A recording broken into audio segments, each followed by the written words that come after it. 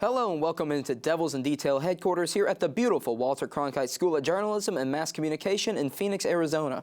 I'm Hunter Robinson. On this week's show, we're talking football, softball, and baseball, so let's get started. The Arizona State football program held their spring game this past weekend. The first and last time football fans have been able to see the new-look Sun Devils before the season begins on August 31st. While the team was scrimmaging between one another, there are still some things to take away from the game. I'm now joined by Killian McClatchy and Jordan Kay to give me their takeaways from the game. Thank you two for joining me. So Killian, I'll go ahead and start with you. What did you see from the quarterback competition between Manny Wilkins and Blake Barnett? I saw a lot of good things. There's some things, you'd like to see touched up here and there. But like Todd Graham said at the end, we all went and talked to him. He said only one thing regarding his two quarterbacks that are the two lead dogs, so to say, in the race, Blake Barnett and Manny Wilkins. He said they were both good. That is all he said nothing more, and then he kind of just went on to the next question.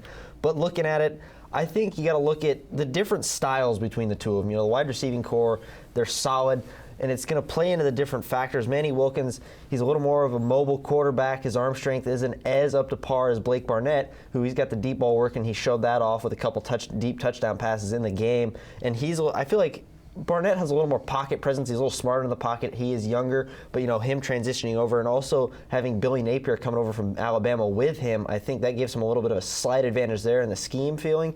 But if I had to say one guy ahead of the other one, I'd have to say Manny Wilkins has a slight edge right now. Yeah, he doesn't have the stronger arm, but I think he's got the explosiveness and the quickness, which is what they want to run here in this system at ASU. It gives them a little more maneuverability, and with the two-back set that they were talking about running, having Wilkins and his ability to scramble, that's a key thing. All right, so then, Jordan, there are a few brand new faces in the receiving group that they really can be weapons for whoever is the starting quarterback come August 31st. How would you utilize the receiving group? Well, let's start. N'Keal Harry is obviously going to be this team's #1 receiver, and he can just go up and get it. Throw the ball to N'Keal Harry, and he will come down with it. Doesn't matter if it's 40 yards, doesn't matter if it's a 10-yard gain. N'Keal Harry's going to get the ball, and he is this team's undoubtedly #1 receiver.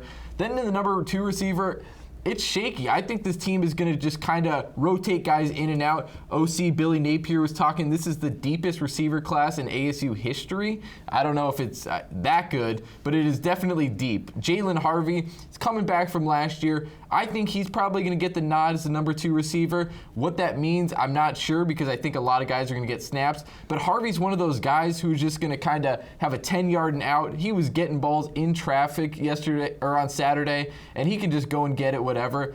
The guy I really like, though, is John Humphrey. The transfer from Oklahoma had 4 touchdowns in the spring game, and he was just catching long balls. Blake Barnett or Manny Wilkins, if they can get him the ball, he's going to get it. He was adjusting to passes 35 yards down the field. One he caught over his shoulder. Another one he caught where he had to adjust to the ball and catch it in front of him. That was very impressive, and he's going to be face to see. And then also Texas transfer Ryan Newsom. He's just a guy kind of over the middle. Could be a slot guy, 15 yards, cut, post route, something like that. But they're going to utilize these guys to their full potential. All right, so Killian, there is a new defensive coordinator in Tempe, Phil Bennett. What changes can we expect to see in the defense? I can tell you one thing. Phil Bennett is terrifying. He's a terrifying man down there on the field. I watched him during that game. He's screaming at the players.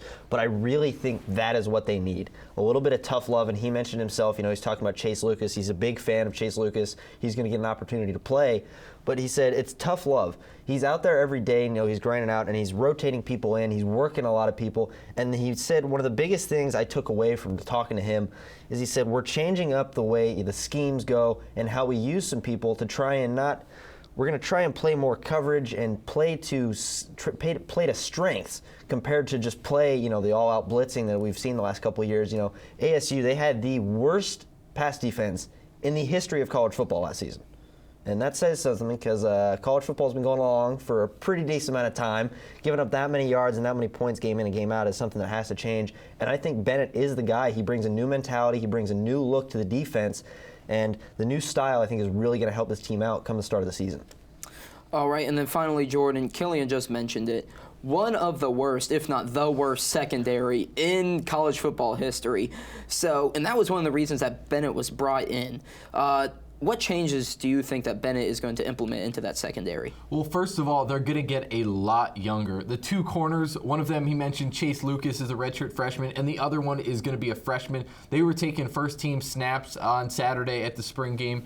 And I think Bennett kind of has that Todd Graham mentality of let's blitz all out every time, which could do one of two things to the secondary. Either they're going to get burned over and over again because a guy's open, or the line is going to get to the quarterback very quickly, and the secondary is going to be able to make some plays. But I think Bennett was talking, he has schemes that he's going to make these guys, set them up for success, and just kind of utilize their strengths to hopefully have a better than worse secondary next year.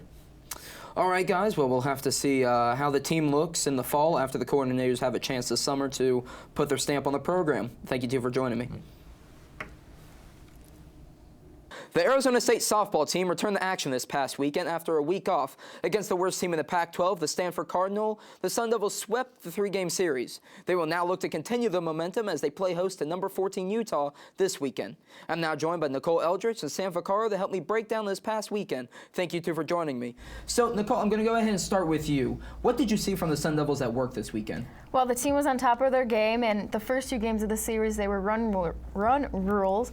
And so that just shows that they're dominating the field, and they're hitting the ball, they're getting home runs. And even when Stanford got the 4 runs on the last game of the series, ASU still came back and won the game because their offense was looking good, hitting the ball, and their defense was backing up their pitcher and saving the balls from allowing runs to score.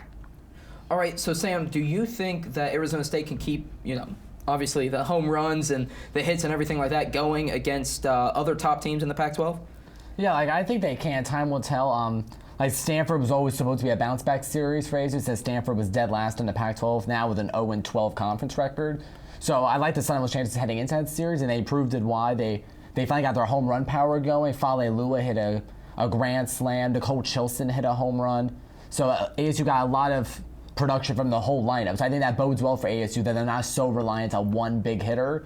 They have a more balanced line, which is something they did not have last year. They relied so heavily on the seniors last year, and the others weren't able to contribute. So I think ASU, now the schedule will get tougher, but I do think they will be able to keep this hitting going. All right, so Nicole, give me a player that you think we need to watch out for the second half of the season. I think a player that we should look out for is Chelsea Gonzalez. She went 3 for 3 on Friday, with one of them being a home run, making it her 10th home run of the season. And her average is a whopping 375, which is incredible. And she just goes up to the plate, hits the ball. And so I think if other teams, they should really look out for her because she just knows what she's doing. All right, and then finally, Sam, how do you think Arizona State's going to do against Utah? Obviously, Utah this past weekend, they took 2 of 3 from Arizona, so they moved a little bit closer to that top spot in the Pac-12. Yeah, I think this will be a really tough series. ASU will actually be able to host a tough Pac-12 team. They've had to go to Washington and to Oregon. The offense will be the key, though. They only scored 4 runs in the whole series against Oregon and against Washington, so they need the offense to come through. Like you saw in the last game of the Oregon series, they held Oregon to only just 1 run. It ended up just being the walk-off hit in extra innings, but they need to get balanced hitting. Like Utah, they had their starting pitcher Miranda Viramontes. She got the win Friday and Saturday against the Wildcats. So I bet you Utah will pitch her a ton in this series. It'll be a really good test for ASU, featuring a good Utah lineup. But if they could pick up a series win, that would be huge for ASU, considering how tough the Pac-12 is to try to get to host a regional. All right, guys. Well, we'll have to see how Arizona State does do this weekend against Utah. Thank you, two, for joining me. Just when we thought their season was over, they decided to go on a 4-game win streak. Arizona State baseball was a perfect 4-0 this past week, defeating UNLV at home on Tuesday and then sweeping the visiting Washington State Cougars. The Sun Devils now seem to be figuring it out, and it couldn't come at a better time. With a good part of their Pac-12 season remaining, a winning record from here on out may propel them into the postseason. I'm now joined by Joey Carlo and Alec Hendon to help me break down this past weekend for the baseball team. So, Alec, I'll go ahead and I'll start with you. What did you see this past week, and what does it mean for the Sun Devils? Well, they definitely played some good baseball. They worked hard. They had the home games, won 4 games at home. That's huge in all college sports, and they did a good job of that. Bats came alive, clutch pitching. Connor Higgins went 3 2/3 to shut down UNLV on Tuesday night. to start this winning streak, and then they just overpowered a Wazoo team that I'd say most people would think are similar to them talent-wise, but they were to use their home field advantage to get the sweep this weekend. All right, and then Alec just talked about it, but Joey, what do you think worked well for the Sun Devils? Getting run support for the starters. In the previous series against Cal and the one before that against UCLA, having a hard time scoring in those first few innings. A lot of pitchers were pitching from behind, but this time they were able to get leads early in all the games except for the last one. And in the last one, clutch hitting was key. Ryan Lillard clocked a home run in the ninth inning to tie it up. Obviously, they go on to walk off and secure their first sweep of the Pac-12 season. So getting hits when they need to, I think, is the most important thing. All right, and then Alec, Arizona State, they came into the season with one of the top recruiting classes in the nation. So this freshman class comes in.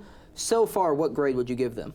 I'd say I'd give them about a B, middle B grade. Lyle Lynn has been steady throughout the whole year, playing first base when he was brought in to catch and doing a great job hitting in the 3-hole. Chaz Montoya has become a starter. Spencer Van Scoy was a starter early on. He's dealt with some injury issues as well as command issues. So I'd say it's about a solid B grade. The team isn't performing so well. They're just kind of exposed with their lack of depth at this point in time, even though they just had the 4-game win streak. As far as how far they can go the rest of the season, it's still up for debate, but I do think the program is feeling a little bit better about their young guys because they played overall pretty solidly so far this season. All right, and then finally, Joey, how realistic is it that ASU can, kind of pull themselves out from the basement of the Pac-12 and maybe make a push at a postseason? Well, if they had a pulse at all heading into this week, maybe it picked up just a little bit with the sweep. I think there is a shot. You've got series this weekend, taking a little step away from Pac-12 and playing Cal State Bakersfield. That won't matter too much when it comes to postseason time, but you got series coming up against Stanford, 4 games still left against Arizona. You're going to have plenty of opportunities to get quality wins, but they gotta keep it up. They got to get a lot more sweeps. I believe they are 5-10 in conference right now. Realistically, you want to at least be over 500 to give yourself a chance to get in the postseason. But they're going to have opportunities with this freshman class. They're only going to get better as the season goes on, I think. So they could pick it up and make a run at this thing for sure. Alrighty, guys. Well, we'll have to see how the rest of the season turns out for ASU. Thank you two for joining me. We aren't quite done yet. While we've talked about football, softball, and baseball on today's show, there's always one guy who loves to have the last word. Unfortunately, Matt Stolboff couldn't be here today, so I'll be taking over the last word duties for today. The 2016-17 season has been interesting for Arizona State athletics. We have witnessed everything from the football team looking like one of the best teams in the Pac-12, only to not even make a bowl game. The men's basketball team winning their first Pac-12 tournament game since 2013.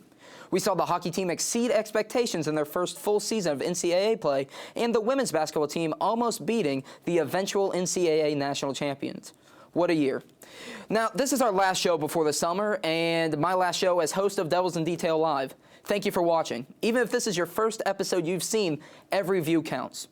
We're growing. Starting in the fall, there will be a brand new host, some old faces, some new, but one thing will always remain the same, our dedication to providing you with the best Arizona State athletics coverage. So, until next time, I'm Hunter Robinson, and from everyone here in Phoenix, we'd like to say thank you for joining us, and we hope to see you again soon.